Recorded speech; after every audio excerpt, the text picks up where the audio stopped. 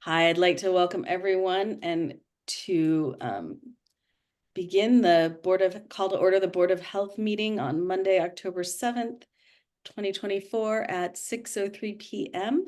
We'll roll call in. Stephanie Granger, present. Michelle. Present. Sue. Present. Megan.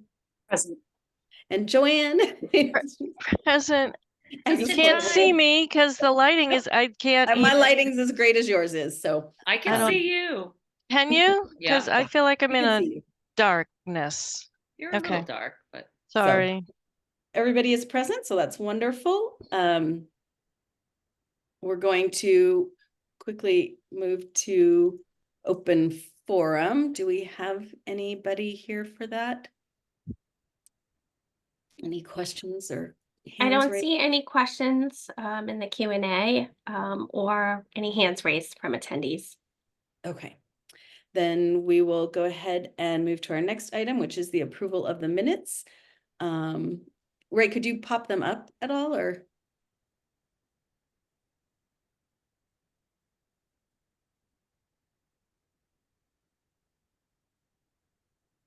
They just came in, so for us to take a quick peek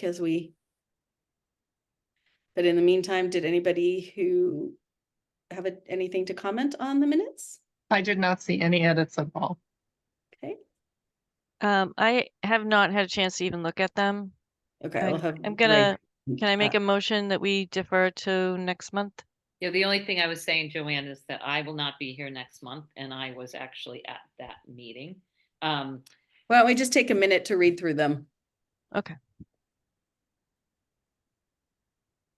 Do you see the screen? Yeah, thank you, Ray. Okay.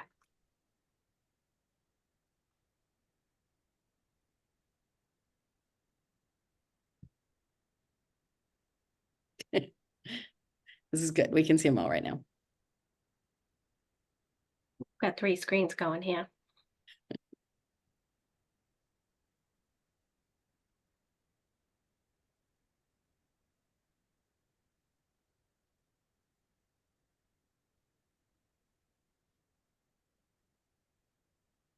They look good to me. Peruse them quickly.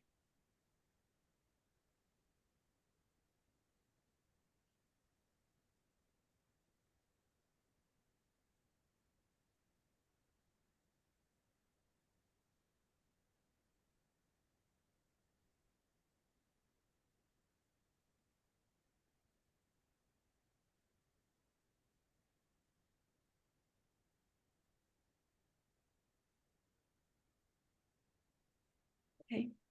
Yeah, I don't have any comments. Is it more? Or is it just these 2 pages?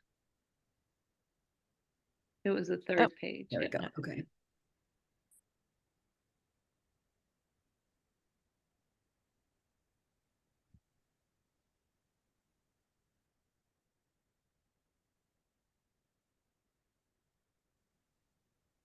You look great.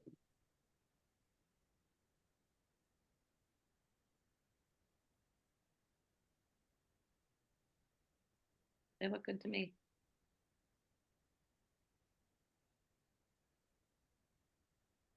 Okay, Joanne, you had a chance then? Yeah, I just read them real quick. All right. So if nobody has comments on them? Does anybody want to make a motion to approve the minutes? I'll make a I'll motion make to that approve. motion. I'll make it for my last time. Let All right. Sue make all the motions.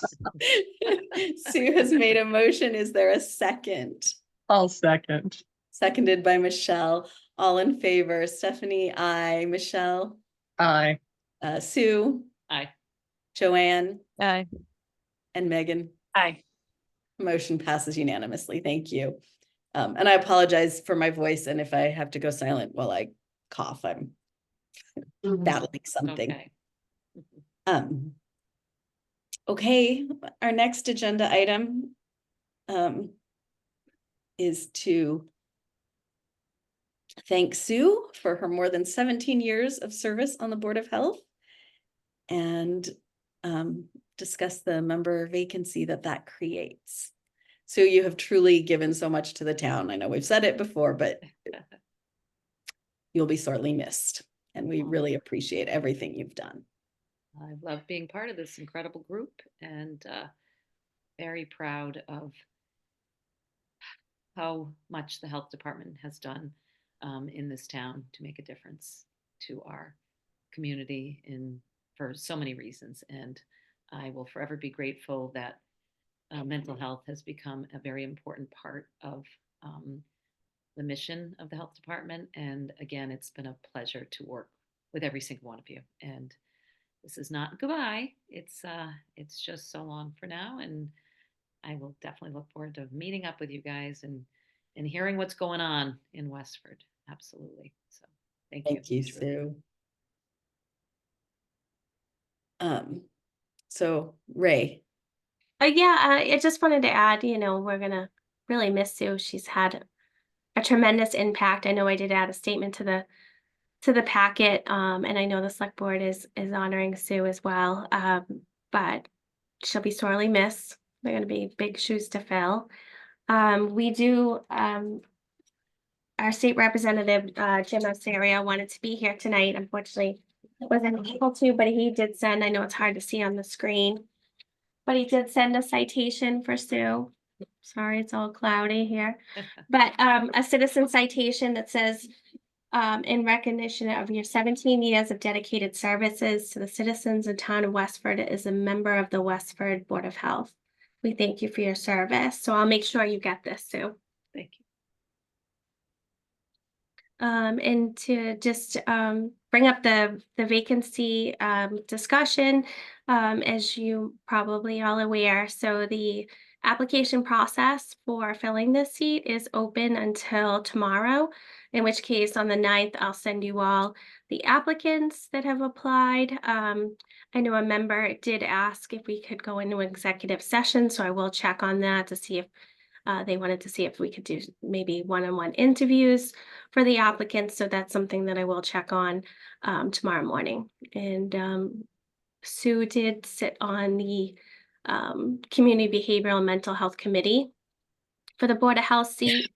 If a member would like to take that position, it does meet the third Monday at 2:00 each month, or a suggestion, and we don't have to make a decision tonight, is to see if the select board will appoint that as a health department seat, in which case we would reserve that for the public health nurse. The more members that you have, the more you have to have for quorum, and so that can be difficult. So I like the idea of having a public health nurse, given the fact that it's, during normal working hours where, many of us are not available. right. yeah, I think it was a mistake to not have Gail on it from the get-go, to tell you the truth. So I missed quite a few meetings, and I think it makes way more sense for Gail to be the appointee. I really do. So She Yeah. does attend all the meetings, so she's so she already attends there. them anyway.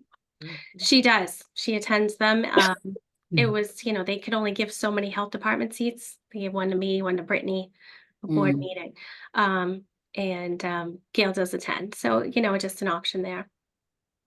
If you all agree, then we're happy to, if you want to take a vote on it, and we're happy to approach the select board about that consideration. Sure, should we take a vote on that then? I would make a motion to petition, or ask the select board whether Gail can be the health Yeah, so it would be reserved for the public health nurse under the health department. I think that's a great idea. I great agree. idea. I second Stephanie's motion then. Okay, However it is, if it's an ask or a request or, yeah, but because it'll be difficult for any one of us to be there. Okay. and it would be good. Yeah, that just makes sense. So, okay, all in favor? Stephanie, yes. Michelle, Yes. Sue, Yes. Joanne, Yes. Megan? Okay, so that passes unanimously. Thanks, Ray, if you can go ahead with that. And can I just say something? Sure. And I'm glad I'm kind of in the dark because I'm kind of sad. So, it has been an absolute joy working with you all these years, because I've got to work with you all of those years plus more. And what you brought to this board and the direction that you put us, in and gave us the guidance towards is, I don't know, it's immeasurable. So I know we'll stay in touch, but I just want to make the public statement how much we appreciate all your work and all you've done for this community, and not just on the Board of Health. I mean, you're involved in so many other things, around town. So and you will be sorely missed. Love you. Thank you. Feel the same way about you. And for anybody who's listening, I'm not quitting the board. I'm moving. Right. So She I stuck it out as I'm long as kicked she off. literally could. I was kicked off because I'm moving out of town. I know we should change that rule. I know. Yeah.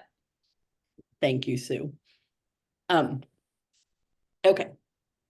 Then, sorry, now I have a cough drop in, but we will now, let's see, are we close and a little early for a variance request? Should we? They're just here, go- maybe? They are here. Okay, then it's probably fine to go ahead, yes? Yes. Okay. So we'll go ahead with our 620 agenda item, which is the Title V variance requests for 35 Keys Road. Sure. So Abby's going to take this one on tonight. We do have the engineer, Jeff Hannaford from North Designs, and I believe we have the homeowner as well. So I can put them on. But Abby, I don't know if you want to give them a brief overview. As you all know, last month you did approve a tight tank for this location, and Abby, I'm going to hand it over to you. Yep, yes. You'll remember this property, 35 Keys Road, from last month approving the tight tank. Now, the engineer has come back and would like to put in a Graywater system. We don't typically see those. I've never seen one in conjunction with a tight tank. It is creative, but I do want to just let the board know that it is basically a leach field that just gray water, so like laundry system water, would go into, just so you kind of understand. So Jeff, would you like to explain? Hi, Jeff, welcome. Are you there? Hello? Yeah, Hi. we hear you now. Thank you. You do. Okay. I don't know what's wrong with my video. Oh, maybe this will do it. Maybe it's better the other way. But anyway, as Abby mentioned, we were in last month for a tight tank as a repair to a failed system at this site. The reason for the tight tank was the proximity of the well for the site and also a well for the abutting property. At the time, we thought that the only solution was the tight tank, a whole house tight tank. So we presented that. It was approved. I know we discussed a lot of what ifs at the last meeting, and I think we were all in agreement that it's a last ditch effort when you're down to doing that it's not something that owners want, nor is it something that DEP wants unless we absolutely have no other option. Well, with that, they put the house on the market. They had a number of buyers that were interested. Subsequently, they all walked away, and it was all because of the tight tank. Unfortunately, there's not a lot of information out there with regards to how often you have to pump a tight tank. There are so many variables to that. The size of the tank, the number of people, the fixtures in the dwelling, the lifestyles, the habits of the occupants. All those things can vary greatly how often it does have to be pumped.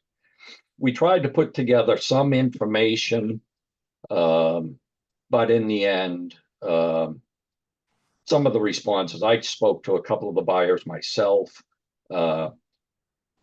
Some of their responses were they had received information that they were going to be pumping every other week to every month to, it was all over the place. I had thought that it would probably be quarterly if they were very diligent on their use, but there's really no magic formula for computing that. So because I had been speaking with some buyers and could hear firsthand what their concerns were, talking to the owner now, their concerns, I really spent a lot of time researching and racking my brain as to what else could possibly be done. And lo and behold, I came across a section on Graywater. And although I haven't designed a Graywater system in the past, I did have a couple of homeowners that proactively, when they had a failed system, they did ask about Graywater. So in the past, I had looked into it. And when I explained it to those owners, effectively, they would have ended up with 2 septic systems. They weren't in a situation that was so severe that they were looking at a tight tank. They needed a new system. They were environmentally conscientious people. They thought maybe a Graywater with a regular system might be good for the environment. When I looked into it, I explained to them, for a Graywater system, it is a septic system in and of itself. So if you had a conventional system for your black water, you'd have a conventional system for your Graywater, effectively 2 septic systems. So those sites, the people decided, even though they were environmentally conscious, they weren't going to pay for 2 septic systems when one could do it. So I never got directly involved in one. But for this site, it piqued my interest because our issue are the wells. And I thought, what if we design a system, a dual system, where we have a tight tank for the black water, which is the primary concern for the wells, and then design a system for the Graywater that would help to minimize the frequency of pumping for that black water tank, and allow them to market the property in a way where buyers could feel more comfortable that they're not going to be strapped to a situation of pumping it out. Like I said, the horror stories were every 2 weeks, every month. And with the black water tank only, I'm thinking maybe twice a year would be reasonable. I don't think that's extraordinary at all to ask for a buyer to contemplate. So I looked at a Graywater system. Under the Graywater regulations in Title V, they are allowed. They have their own section, their own requirements. The first stage in a typical septic system is a septic tank, and then a leaching system, leach field. For Graywater, the first stage is optional as either a filter that's approved through the plumbing code and installed inside the dwelling, or a septic tank. If it is a septic tank, the size requirement is 1,000 gallon, not 1,500 like a whole house system. And for the leaching area, they do allow a 50% reduction in size. acknowledging that you're not getting the entire flow from the dwelling. The other requirement is graywater systems are required to be 2 feet above groundwater, not 4. And that was something that I thought would be beneficial here. So I talked to the owner and I said, outside of a whole house tight tank, I can't think of anything else. We looked at numerous IA, innovative alternative type systems, but nothing offered protection of the wells for a whole house system through an IA. So with that, I thought that this had some merit to be able to come back here in front of you and say, I think we have another option as opposed to what we presented originally. A couple of the things that made me consider this, besides the issue with trying to sell the property, but from a design standpoint, we're talking about 2 wells in less than 50 feet. Actually, we're talking about 2 wells approximately 20 feet. When I looked at the existing situation, because our main concern is the water quality in the wells, and we have a septic system currently operating that's in the groundwater, that's whole house system, both wells recently within the past year tested, I don't want to say negatively or positively, unless you know which way you're looking at the results, but let's just say they were not harmed in any way from the system that's in the groundwater now.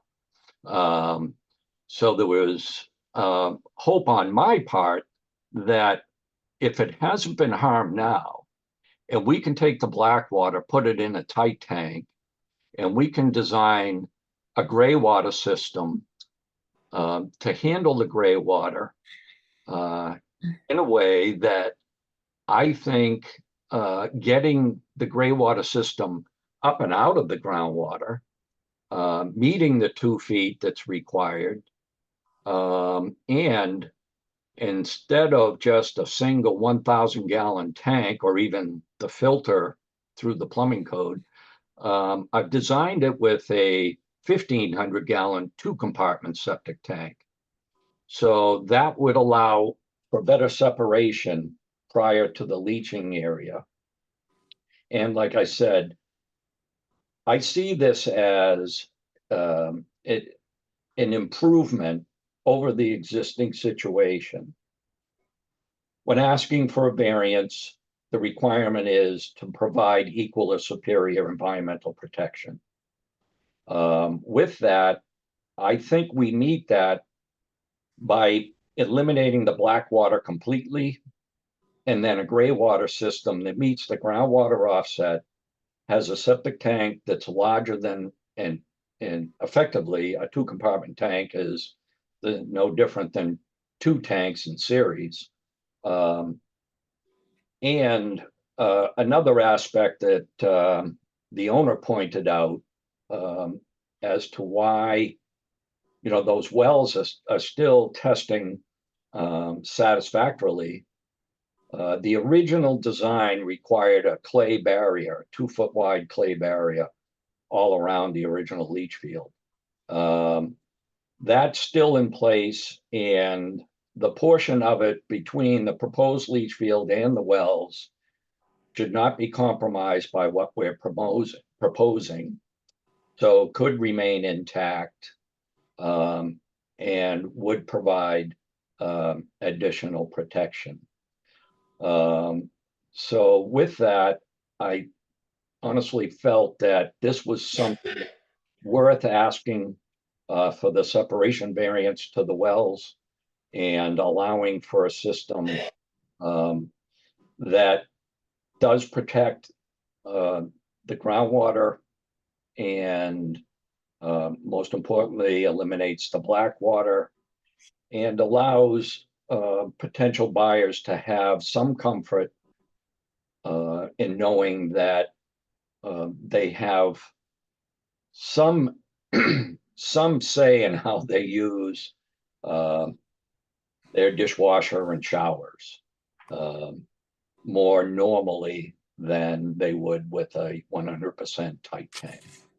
I know this is something that's a bit out of the box, you don't normally see, but Graywater systems are there in Title V, so we know they work. We know what the condition of those wells are now. And the fact that they're clean with a failing septic system, I can only say this makes the situation even that much better. So with that, if you have any questions, concerns, I'd be happy to address them as best I can. Thank you. Does anybody have any questions for Jeff? Joanne? Well, I don't know. Do we want staff to go first, or do you want us to go first? Sure. Maybe Abby, did you want to share your thoughts? Sure. Or? Yeah, I think maybe that would help you come to a decision. So I just want to bring first attention. This is not, a typical local upgrade approval request is what we typically see. If there's an abutters well, if it's their own well, but if it's an abutter, we would have to have a public meeting like this and notify the abutter. But this is beyond that. Title V only allows a reduction up to 50 feet from a leach. Sorry, you're breaking up, Abby. Yeah. Well, and we Can have you a repeat variance that? request Abby, today. I'm sorry, can you repeat that? You were breaking up. Yes. Yeah. Sorry. From Title V. So we Start have from DEP regulations and the distance that they allow. DEP requires no less than a 50-foot, 50-foot minimum setback to a private well. And in this case, we have to request a variance because we're beyond that. So I just wanted the board to realize that that's not a local upgrade approval that we normally see. This is in fact a Title V variance, which is a little bit beyond an approval like that. And there are just a couple other pieces of information. Again, I did mention, and Jeff kind of did too, that a Graywater system is considered a leach field, and there is a guidance document provided by DEP for composting toilets and Graywater systems, in which they do state that Graywater is still contaminated with chemicals, nutrients, and viruses, bacteria, as black water is. However, it is in a lower concentration, so it's not as concentrated, but it is still present. And, I guess the question is, yes, have we met equal or superior environmental protection with this system rather than what was originally proposed with a tight tank? That question, I don't know the answer to, because I just don't know, how safe the water coming out of a Graywater system is.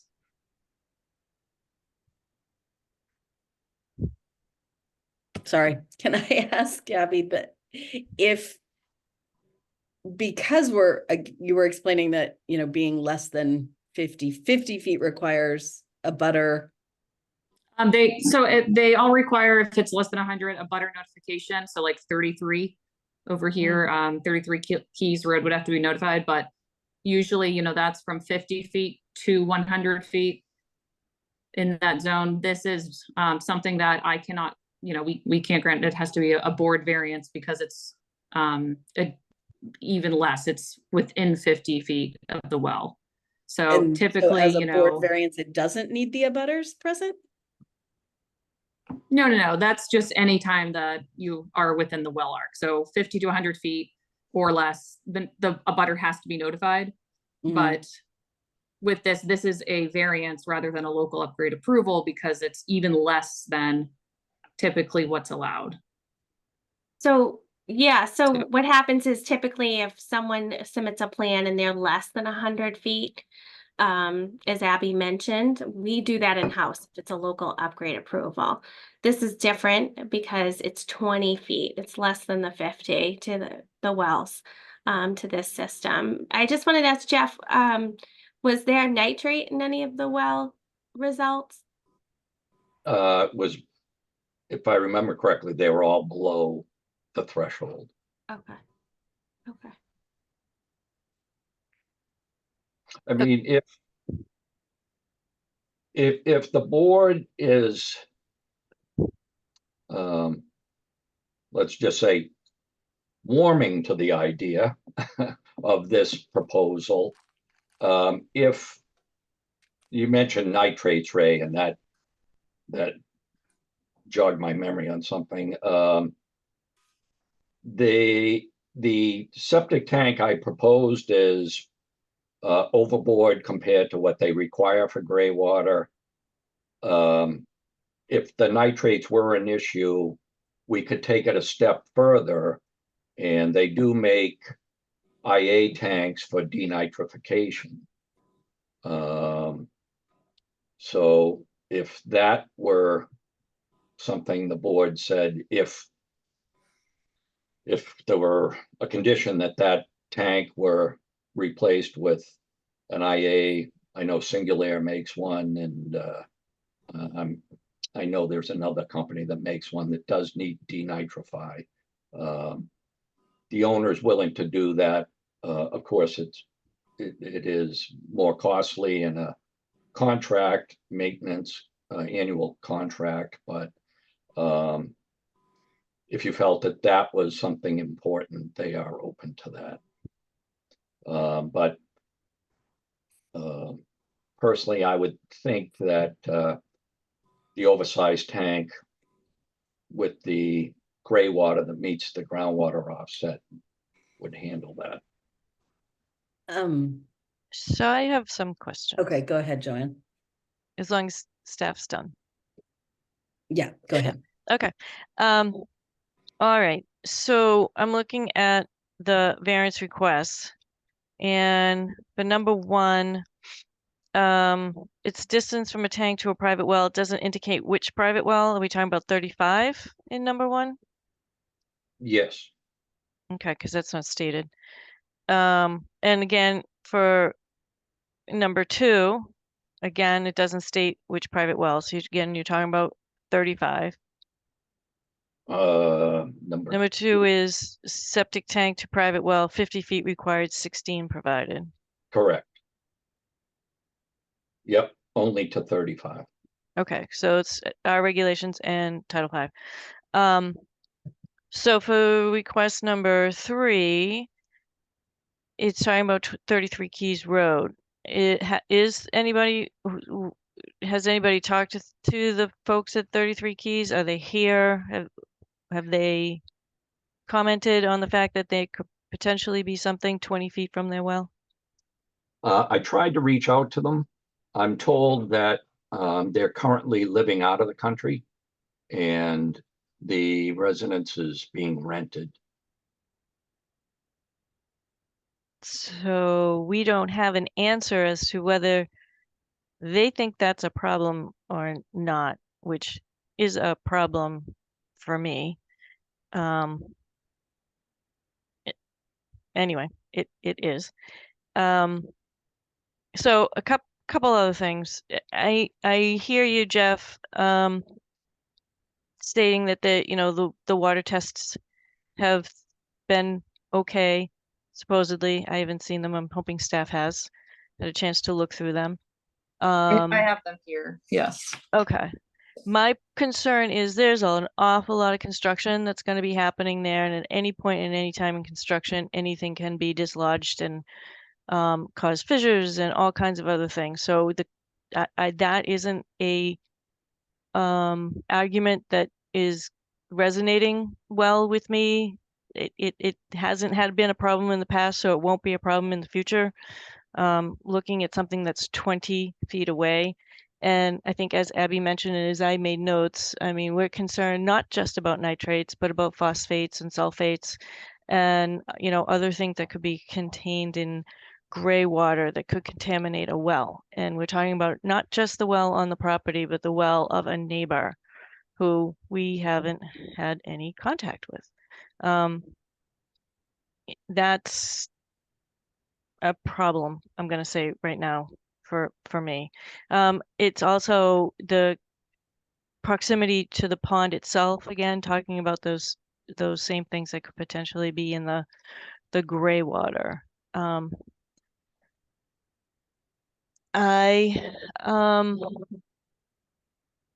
Again, can you talk a little bit more about the clay barrier? I'm trying to find it on this tiny little thing that's on my computer. Maybe Ray, could you point to it? Okay. It's got a cross hatch.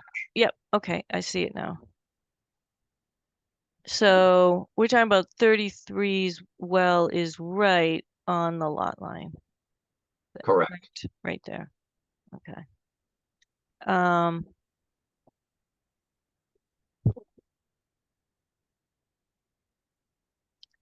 Yeah. That's, for me, that's just too close. And I think, and I could be wrong, this would be something that would need to go, even if we granted the variance, it needs to go to DEP for approval, correct? For review? I thought that was changed, that it was local only. I could be wrong, but. Ray or Abby, do you know the answer to that? Yeah. Yeah, I thought it was local as well, but we can double check with DEP, of course. Okay. It may have changed. Yeah. Maybe, I don't remember. That possibly could happen. Okay. I did check with DP. They didn't mention that, but it's, definitely something, if we move forward, that we would definitely want, to be 100% sure on. But we did check with, we had a conversation with DP just to see if this is something they've seen, if how close is too close. Unfortunately, the code gives minimums, but, for a certain amount, but there's nothing past, and they haven't really seen a similar situation like this either. The contact with DP that we spoke to.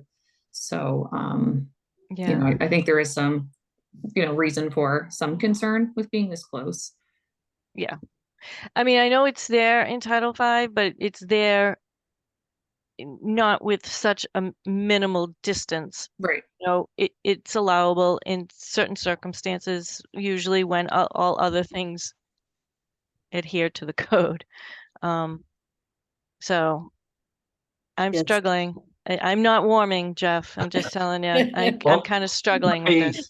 That 16 feet Is not doing it for me. The 20, Let it's, me- the tank to the well is one thing, but the leach field to the well at 20 feet. I understand. Just to respond to the points you brought up, I think the easier one would be the pond. The leach Okay. field, 53 feet from the pond. The Title V requirement is 50. Yeah. So that's in compliance for protection.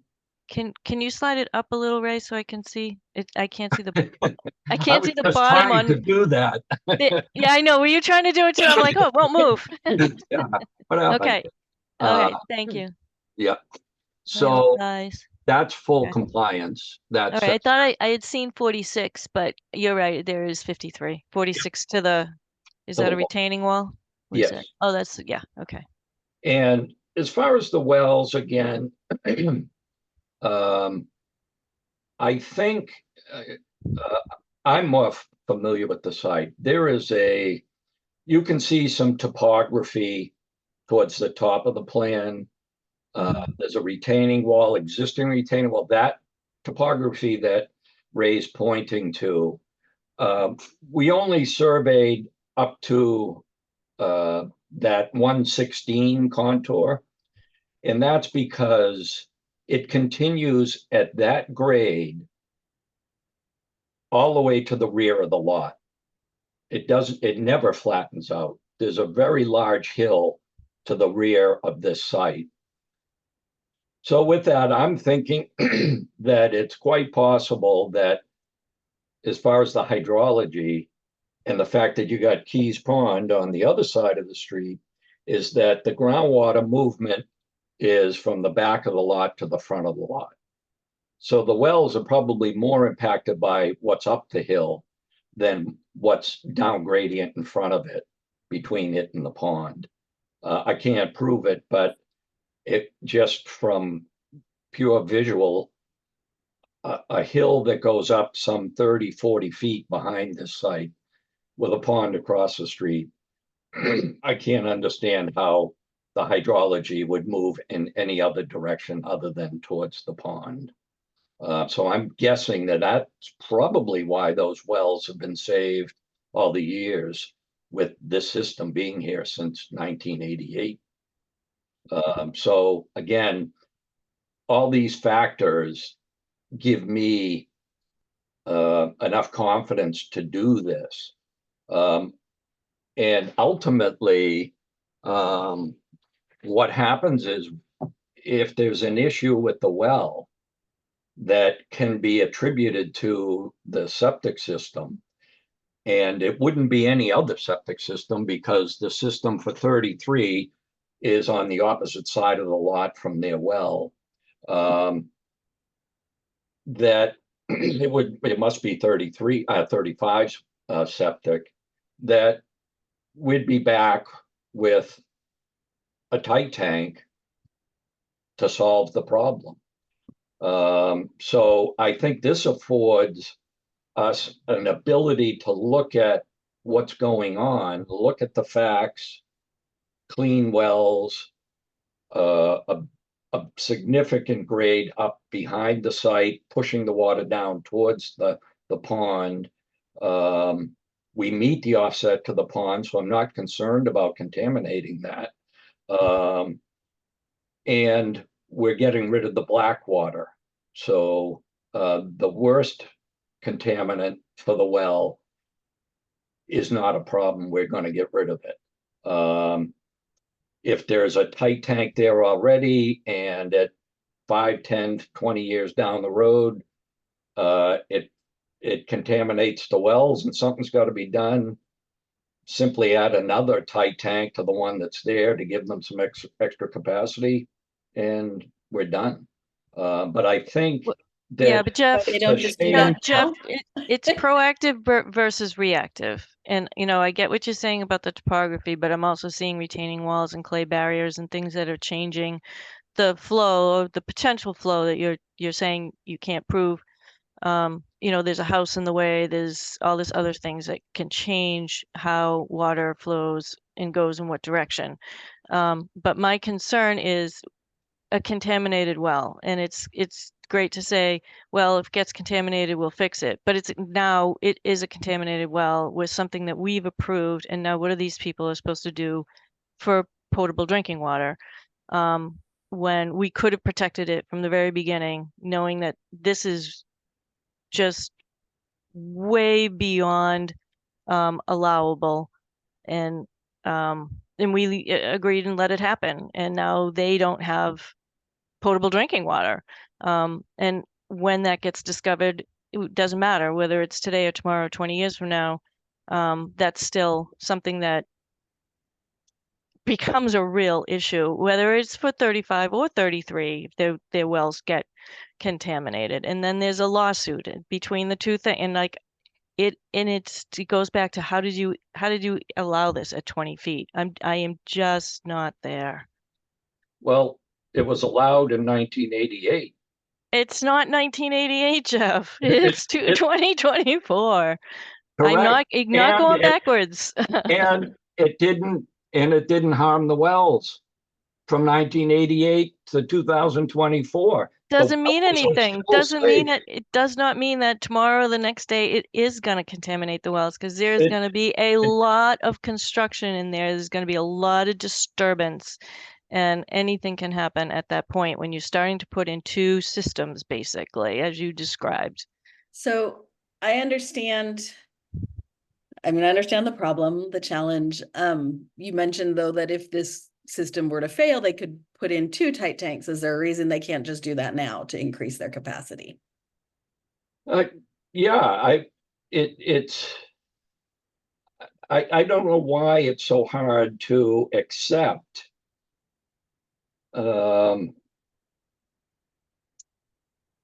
36 years, is it 36 since 88 to 24, 36 years of a septic system that's been in groundwater has not contaminated 2 wells in that proximity.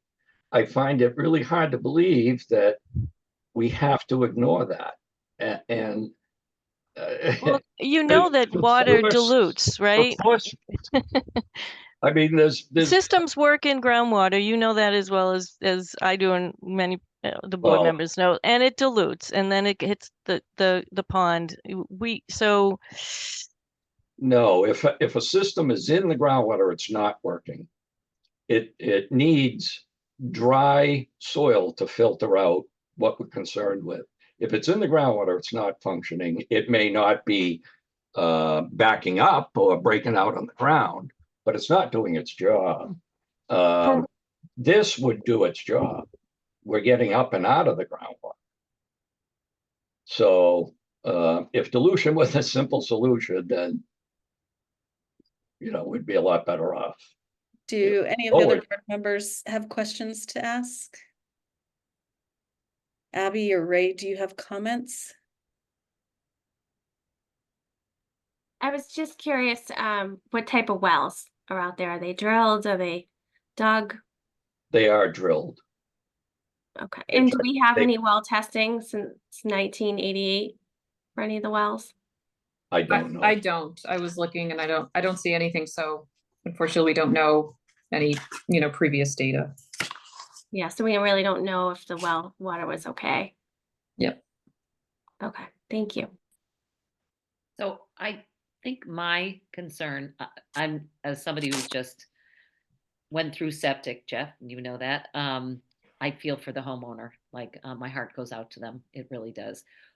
Because it's an awful thing when you're trying to sell a house and this is getting in the way of doing that. I'm concerned because everything that Joanne has said, but I'm feeling like Abby and Ray aren't excited about this idea either. And that's more concerning to me than anything.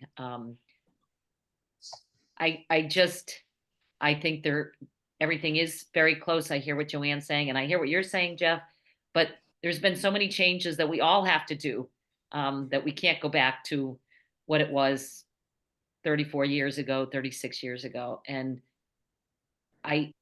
it's you can do this, but it is risky. And again, I think my heart would say these poor people trying to sell, but doing the right thing, making sure as the board that we do the right thing might not be giving you the answers that you want. And I'm really sorry about that. I guess I would just say, yeah, there are contaminants in the Graywater, but not being an expert on wells, what makes a drinking water test non-potable? If you do have nitrates or phosphorus, does that mean they can't drink it? Are those the type of parameters where you require some sort of filter system on the well water? Is it only the E. coli that makes it non-potable? there's a whole list of things that makes water potable under the Drinking Water Act. My concern is that these are wells. So if this was town water that was constantly being tested, then we would be able to monitor it. This is only going to be when people test the water.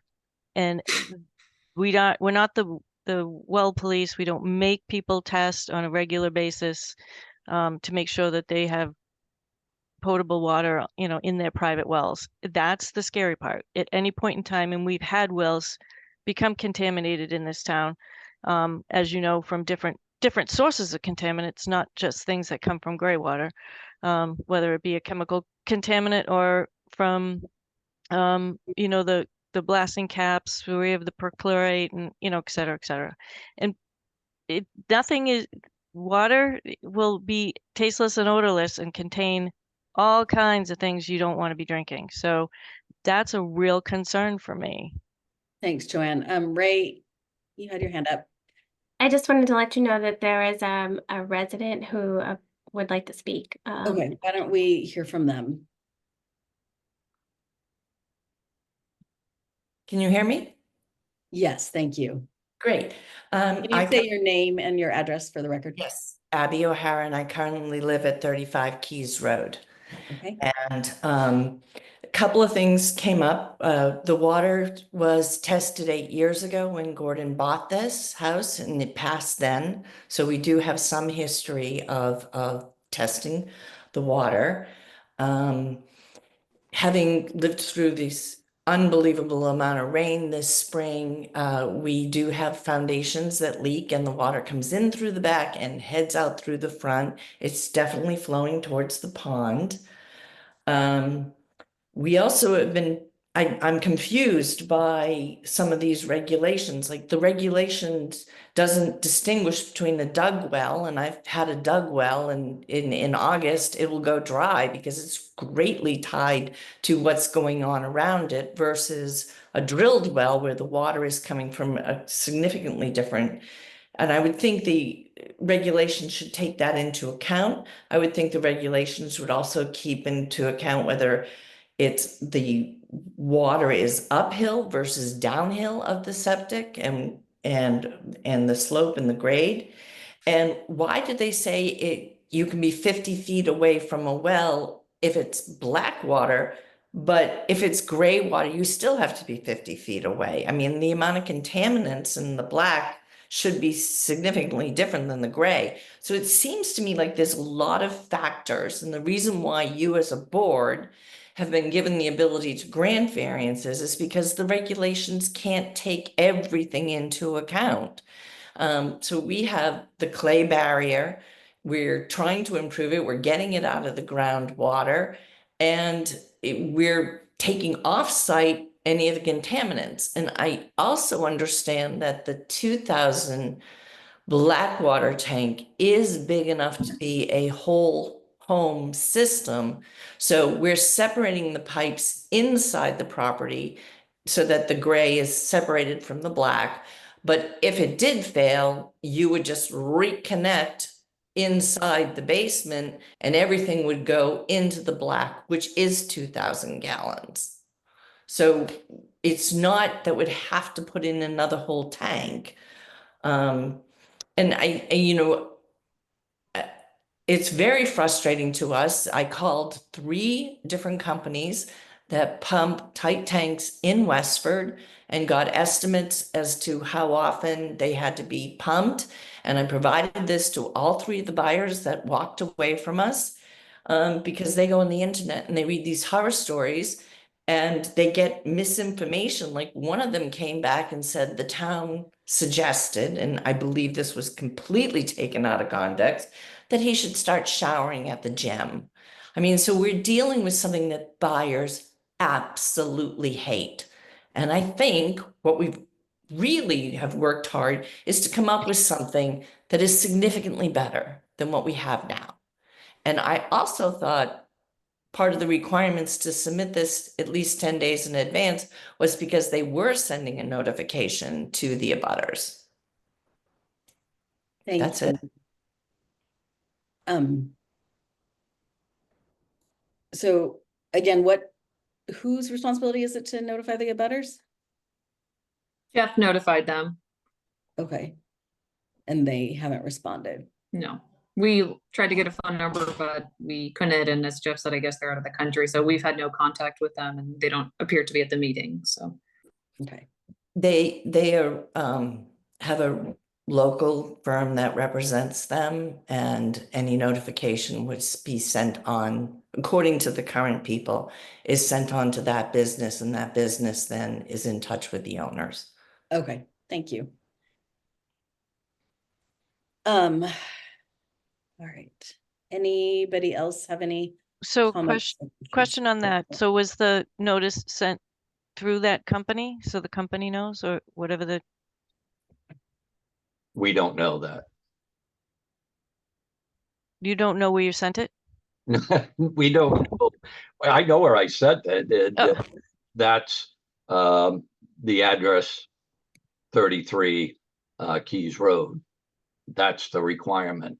Where it goes from there is not up to us. As far as I'm concerned, we did what's legally required. I can't chase Wow. people Okay. around the world. Well, it seems that at least the owner of 35 knows that there is an intermediary. Maybe you should look into that. Are you talking to me? Well, I we could no, do that. We're Jeff. required to get the address from the assessors. I understand. Okay, we'll let it go. I'm not thrilled with that answer. I don't think that's really due diligence, but that's okay. You've met the letter of the law. Thank you. Okay. Again, I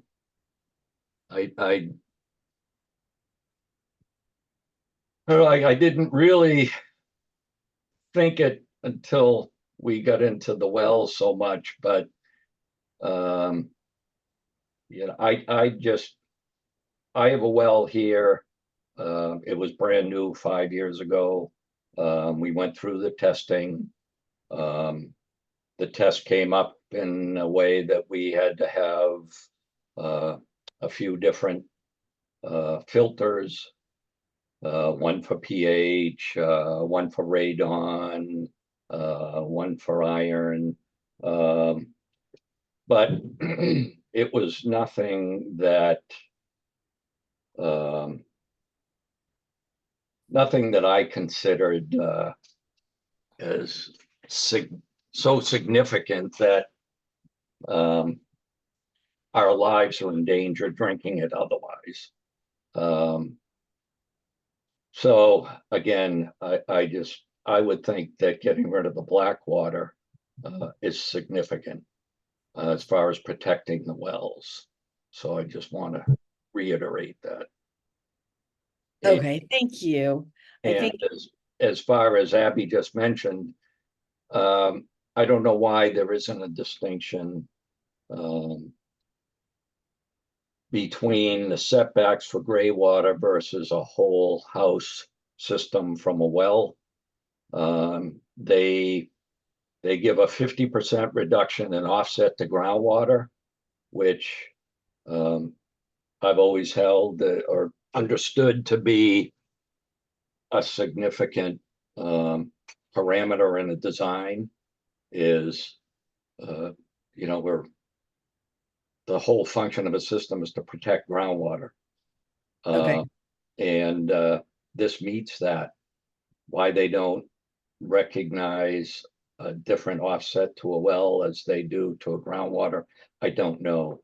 But I would just think that this would warrant, under the conditions, a variance. Thanks, Jeff. I think that we have heard probably enough this evening to move forward on the variance requests.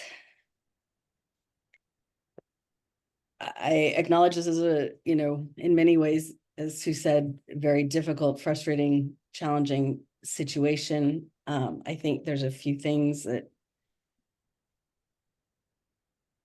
maybe still could be looked at, things that have come up in the discussion this evening. But I think it's time that we move forward. So how do I move forward? Do we do it one by one on these? Is that for the I variance? think, well, I think too, we, as a board, we have to take into consideration, you know, the protection of the neighbor's property and the neighbor's well, and the protection of the person or people that are buying this property and their well. as well as the current owners. So, you know, our job is not just groundwater.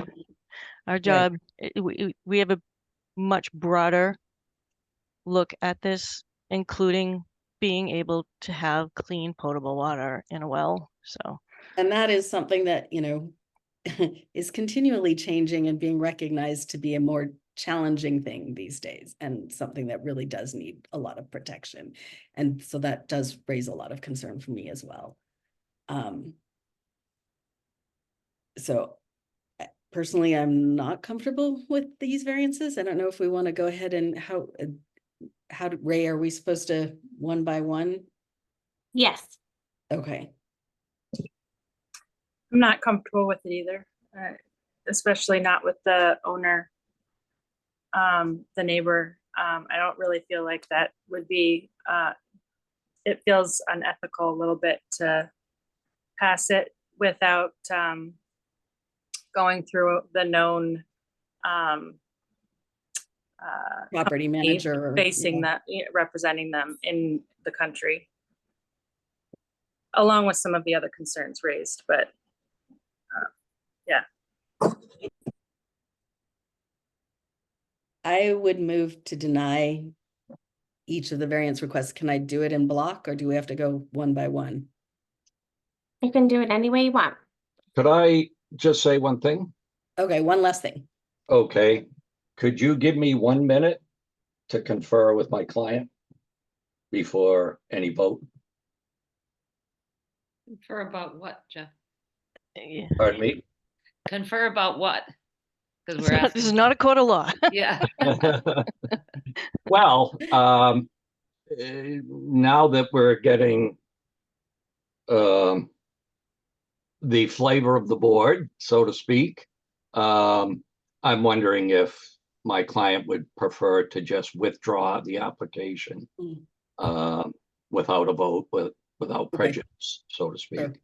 and rethink what we've heard and decide if there's anything Okay, else. yeah, that's fine. Real quick.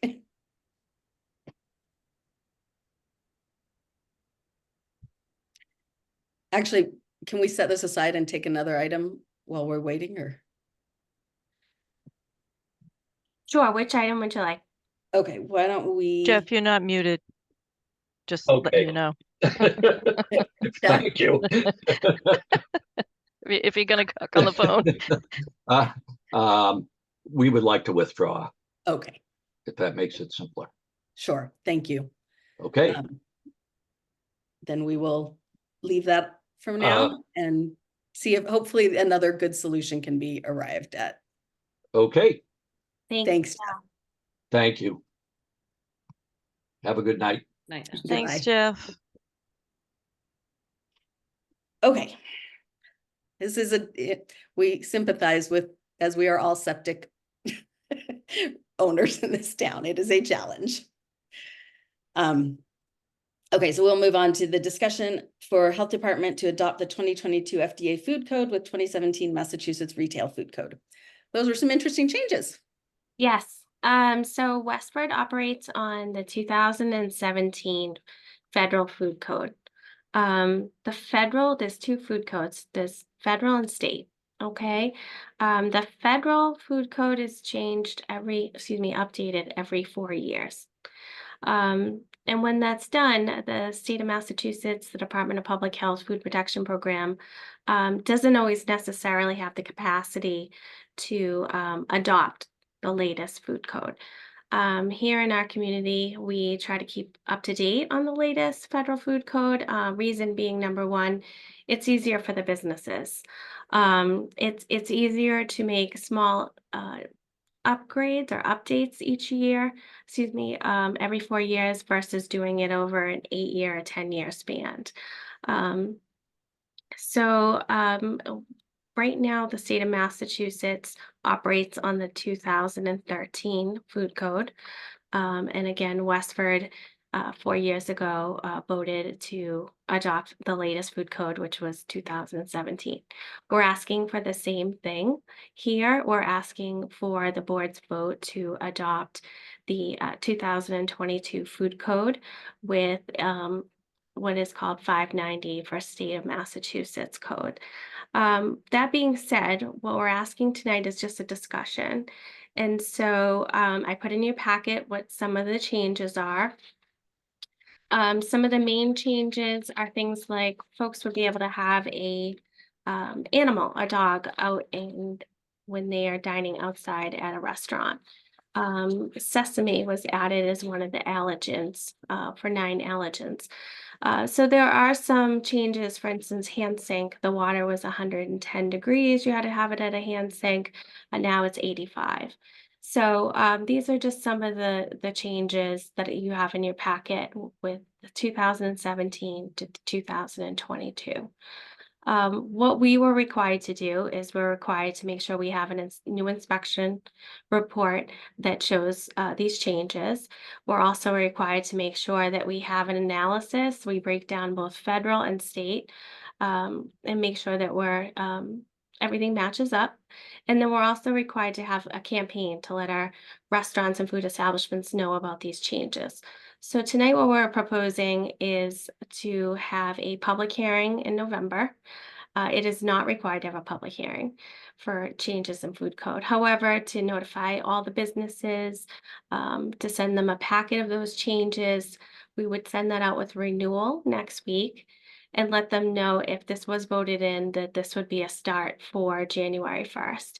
But again, giving them an opportunity to come in November for your next meeting and ask any questions if they have it. And again, send them out all the education to give them an opportunity to review it and have an opportunity to come and ask questions.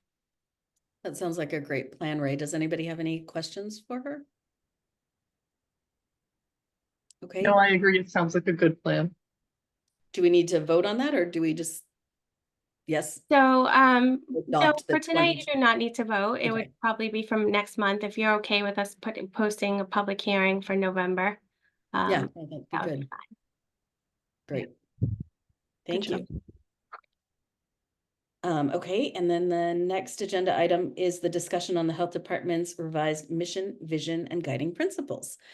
So I was wondering if this came from looking at some of the things in the public health the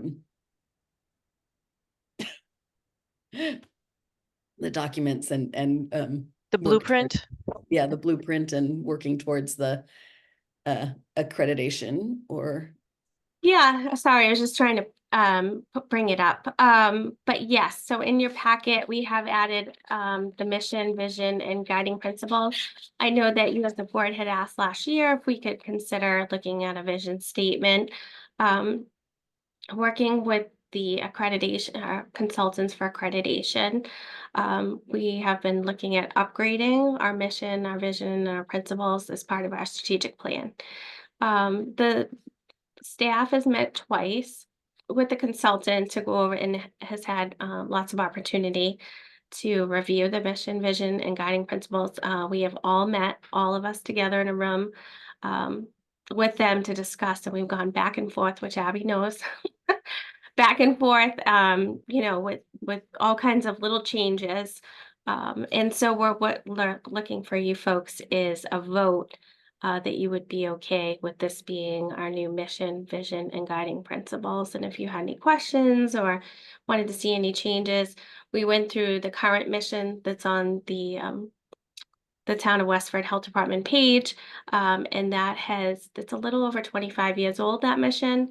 And so we just felt that we wanted to make some changes and include things like equity, and we did talk about sustainability, and you know, and how do we have set ourselves some guiding principles moving forward to how we're going to accomplish these, what our vision is.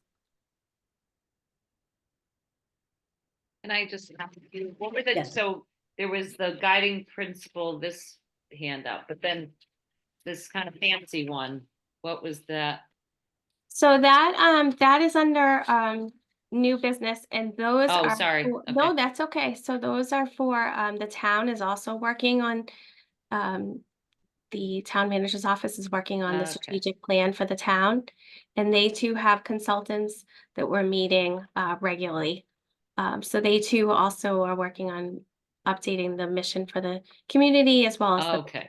that Oh, so that other one is the community. Right, and what we Got try it, to sorry. do, Okay. yeah, what we try to do is make sure not only are we putting together a mission and vision for not only the Board of Health, the Health Department is one, but also that we're in line with the community and what the town is putting together. And so I will say that things like an inclusive community and equitable access to healthcare is something that does line up to with the community. Any other comments? I think it looks great. Nice job. Abby, were you gonna say Staff something? worked hard, back and forth, and we wanted to keep it short and sweet, but make sure that we include everything and, environmental health, medical, clinical. I think it's important for a mission statement and a vision statement to be short. Yeah. So I think that's Mhm. excellent. Yeah. Yeah, I was impressed by that. So this, the mission, vision, and guiding principles, that's the one we're looking at. Mhm. Yes, So are we voting on this That would tonight, be or great. is this, yeah, okay, Okay, just curious. That would be great if you're all you accept comfortable, it. and you accept it, as is, that would be great. So did you guys do this yourself, or did you have one of the, I'm good, but not that, consulting? no, Come on, no. go ahead, take. We have BME Take the kudos. Strategies who Count- are Watch, yeah. quality improvement coordinator for accreditation, and they have a team that helps That's guide. good. Take advantage of the help you have. Yep, Yeah. absolutely. Okay, No, it's great. I'll make a motion to accept the mission, vision, and guiding principles that you had drafted on September 27th, 2024. great. I'll second. Megan? We'll give that to Megan. No, we never let Megan get a word in. We're all Right, jumping. that's why I figured I'd give it to her. Yeah. All in I'll favor? second. Yeah, let Megan Thank second. you, Megan. All in favor. Stephanie, yes. Michelle, Yes. Sue, Yes. Joanne, Yes. and Megan. Yes. Great, that motion passes unanimously. So these Oh. will go on the website? They will. Yes. Okay. Yep, we'll get them up as soon as we can. Great. Cool. Great, Okay, thank you. Then we have the ARPA request for the private drinking water wells and PFAS testing. So that was really interesting. I had some questions, I think, but maybe if you want to explain. Sure. So, as you know, about a month or two ago, we presented our department, myself and the water department superintendent presented at the select board meeting regarding our ARPA project for private drinking water wells for PFAS. And they were very happy and impressed with not only the project, the work that was conducted, and they wanted to extend it to offer more opportunities for residents now that this information's out, and if more residents were interested, they'd like to provide this opportunity. So the office did reach out to us, the town manager's office, to say, the select board would love it if we considered, doing round two. Start talking with the staff. As you're all aware, this is one of our busiest times. We have a new record supervisor with renewals coming up. It's busy. Everyone's trying to get their septic system in and building permit in before the first snowflake falls. So I did let them know that, we could certainly consider it, but wouldn't be able to start till probably January. So that's where we're at. This would be the same project as before. It would be open to 50 new residents to have their private drinking water tested. Same timeline, same proposal. This is working in line with our landfill requirements that are new from DEP, and I know that's on later in the agenda. But this is just another opportunity, like I said, for residents. And where this board and this department oversees private drinking water wells, I think they thought it would be the best fit.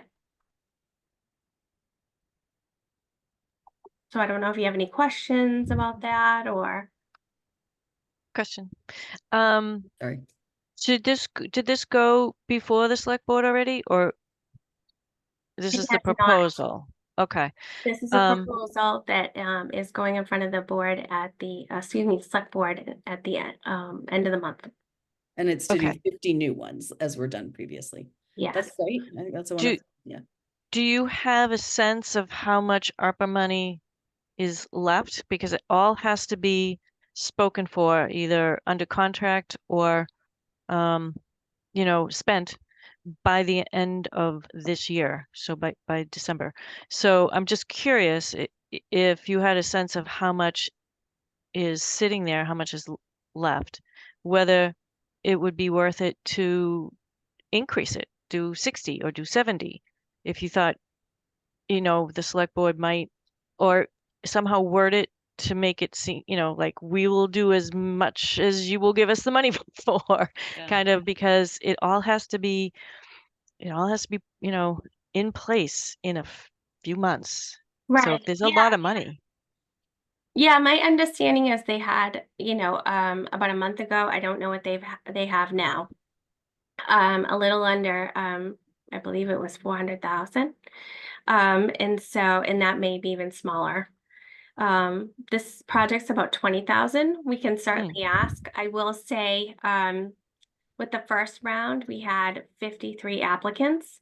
So it wasn't that we had, we'd have turned, as it turned out, we didn't really have to turn anyone away the way it all happened. So there wasn't a huge overage of folks beyond the 50, but I'm happy to ask, go big or go home, I guess,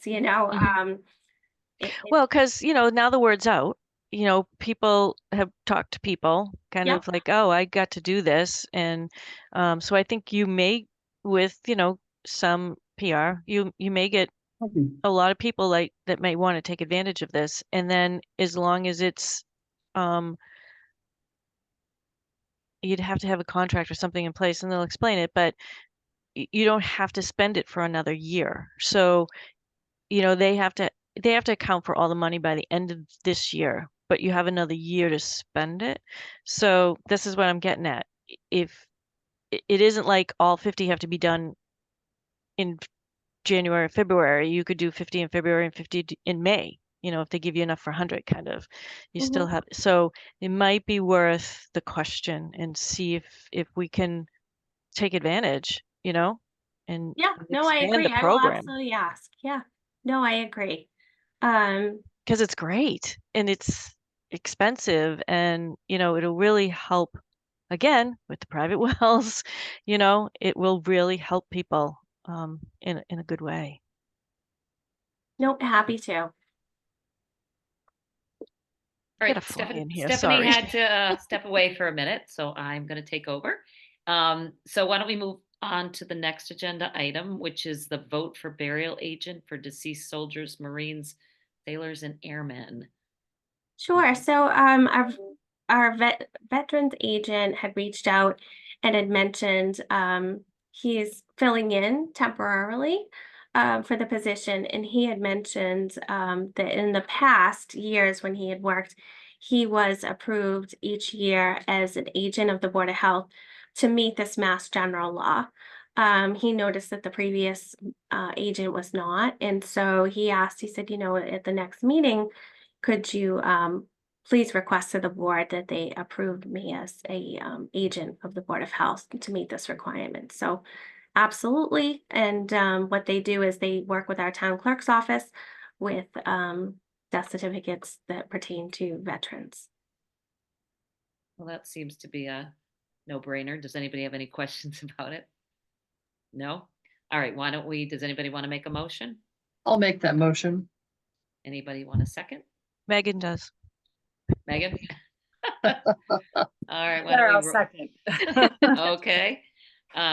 So Stephanie, we were just voting about the burial agent for deceased soldiers, Marines, sailors, and airmen. We're just voting that he would be an agent of the health department.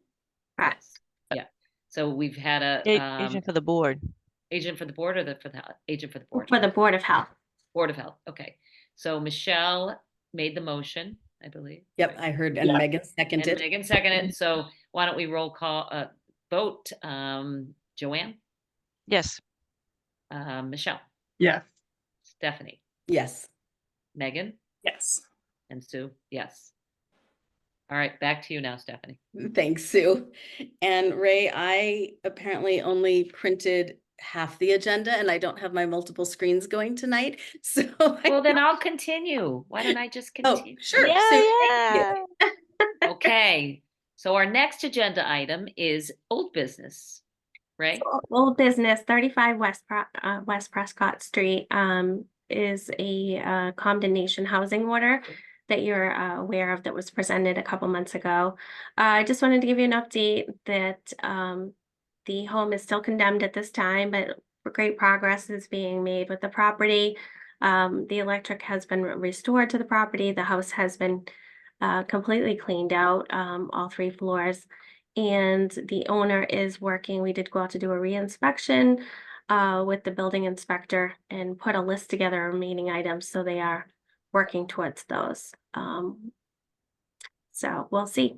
As long as the person is, no one's living in the home, we do give them extensions. So that's where we're at. So there is progress being made on the property. The residents are not living in the home. They're actually staying with a neighbor. And yeah, Great. just wanted to give you an update. Excellent. All right, our next agenda item is new business. There's quite a few things on our new business.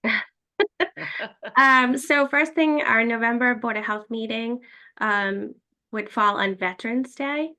And so I just wanted to bring that to your attention. As far as, if you wanted to talk about a date for before or after in November. would the Right now, 4th work for people? The what? I haven't planned that far out, so I'm sure it would be fine. The So we're 4th? looking at the 18th, like the week after? Or the week before? I would say the week before, The since 4th? we're Yeah. early this month Then we're getting already. close to the holidays. Yeah. Yeah, that would help. I could do that. It would help me because I haven't my board on the 19th, so back to back, which I've done, but Okay. I can do the 4th. All right. November 4th. All right. Perfect. And then the next item was revised health department goals. So in your packet, we did put the revised health department goals. Originally, those were proposed to you last month. I know Sue had brought up mental health and asked that that be added to the goals. Working with our consultant, looking at our strategic plan, again, just in the beginning process, we asked if we could go through what our community improvement plan suggested that residents would like to see on top of the goals that we already put in place. And so you can see below in the second piece that those were some of the additional goals that were suggested. We're in full agreement with our department that those should be added. We just wanted to make sure you were comfortable with them before we submit those with our budget where the town sees those. I appreciate you adding them. Of course, yeah. What happens, just in our own, I guess, defense, if you will, is once we take a topic on like that, and when we're continuing to work on that, throughout the year, it's something we should always be doing, but I guess I just didn't think of it as like something new, a new goal, because we're always working on certain topics. So, yeah, happy to. I appreciate that. Looks good to me. Anybody else? No? All right. I'm just then- wondering if, because there's a lot, if you do them all, if Mhm. maybe try to put a couple together that are like, Yeah, agree. just doesn't look so. It's a long list. It's a long list. Yeah, You do a lot of great things. that you do. Okay, the next item under new business is the the MRC training day on Saturday, October 5th. We already had it then. Yeah, and Yeah. putting together the agenda, we just wanted to make you aware of the MRC training that took place on Saturday. It was 7:30 to 5. It was a great day, lots of great speakers. And so I just wanted to give a shout out to Nancy Burns and to all our great MRC volunteers. We couldn't do our flu clinics. I was just telling them how Joanne and I were at a recent training, and they were talking about the gas explosions and how important MRC volunteers were for so many things, but especially behavioral health, trying to, help folks and calm them down and help them find resources in their time of need. So we couldn't do what we do without them. And so we had about, I believe it was 75 volunteers that came. And so big shout out to Nancy Burns, our coordinator. She worked really hard to put that together. She does a great job. She really does. Yeah. Okay, next, new business, Mass DEP landfill requirements for PFAS update. So last month I did bring to your attention that DEP has sent a letter to the town and to the health department that PFAS testing is required for the monitoring wells, the wells that are within 500 feet of the landfill. We've been working closely with the town manager's office, DPW, and the water department. They have reached out to their consultant, Weston and Sampson, and put together a proposal, and I know that the town manager's office is working on with the select board of how they want to go about approving that proposal. They're looking at things like water connections. Can they connect these folks that are on some private drinking water wells over there? So that's it, an update. As soon as I hear more of what's voted on, what's decided, I will certainly share that with this board. Thank you, Ray. Okay, the next new business item is the Town of Westford strategic plan update. That must have been the flyer I was referring to earlier. Yeah. Sure. So that is something that is actively in progress. I know the town manager's office wanted, all boards and committees to be aware that this is taking place. These are some of the documents that have been put together. All the department heads meet regularly to put these together. And I know they have a survey out. So again, just wanted to bring it to your attention and some of the things that they've been working on. It's appealing to the eye. I thought the brochure, nice job. And then the next new business item, flu clinic dates for the 2024 fall season.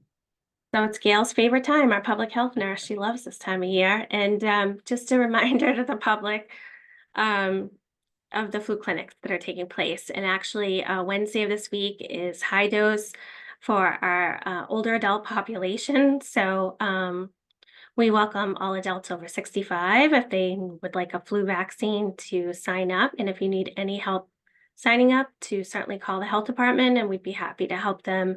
I know that we're working with the library and the senior center, and they are also helping folks sign up for vaccines. Excellent, thank you. Next new business item is the health department septic and wellness. Is it supposed to say wellness seminar on October 30th, 2024? So this item we generally provide it twice a year. This year we're providing it, since COVID, we're providing it again, which is great. And so Abby and Sam are going to put this seminar on. Abby made the flyer, did a great job, and just want to announce it to the public that this seminar feels pretty good. It's in person. We usually get about 35 to 40 people. It's generally people selling homes or have questions or thinking about putting their home on the market. But this is a great opportunity for residents if they have any questions about their septic system or private drinking water well, that you can come. It's about an hour, and it's more of a interactive hour where folks can ask questions. And Abby had the great idea of, folks that register, if you give your address, we'll pull your septic file ahead, and that way we'll have it ready there if you have any questions. Anything you wanted to add on that, Abby? No, that's all. Just, registering, that way we can get your info. I think that was the biggest thing in the past. People, got excited and wanted to see what's my well, what's my septic. So, I think we'll have a good turnout again. It seems to be a popular program. Well, I will let a few of my friends know who are planning to sell soon. Absolutely, that sounds awesome. And then our last item under new business, Domestic Violence Awareness Month. Yes, so Domestic Violence Awareness Month, we just wanted to bring it to your attention. If folks see the purple lights that are in the town common as you drive through town, we did put out a press release on the purple lights just to let everybody know what those represent, and also just take a minute to honor the folks, survivors and victims of domestic violence. There's lots of education out. We're working with the library to put out books on for kids for bullying, and for old folks, we have lots of pamphlets and actually a new, it's called like a love card. It's a little card that we're putting out in all sorts of locations where folks can just snap a picture of the QR code, or if they want a little more information of where to get assistance. So just want to bring that to your attention and to the community.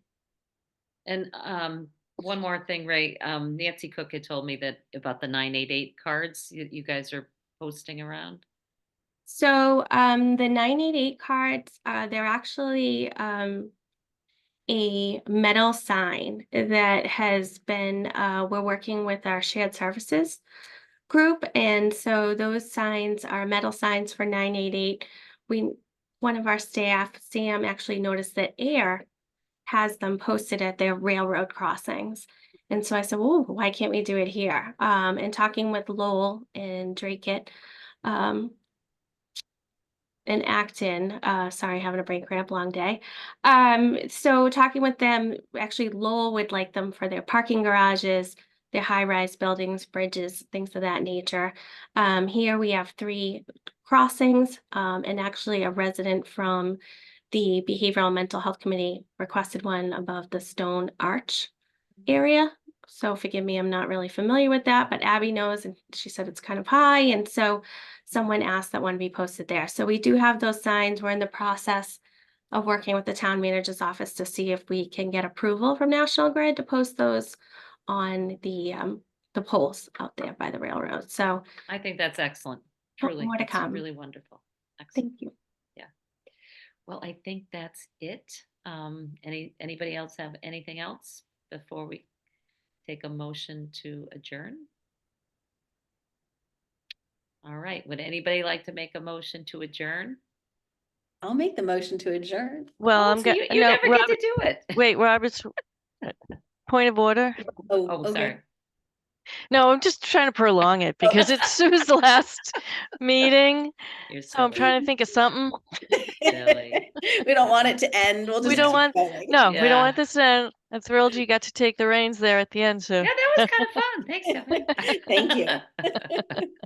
All Yes. right. Sorry, just Well, absolutely. Well, who would like to make a motion to adjourn? I think Stephanie said she would. I'll Do make I that have a motion. second? Nobody wants to I'll second. second. Michelle will second. Okay, all those in favor? Megan? Yes. Hi. Michelle? Aye. Joanne? okay. All right. And Stephanie? All right. Yes. And Sue? Listen, love you guys. And Love truly, you, Sue. Thank you it's so been a much. pleasure to serve with all It's of been you. great. I Great mean to it. work It with has you. I been mean it. great. All right. Thank you so much, All Sue. right.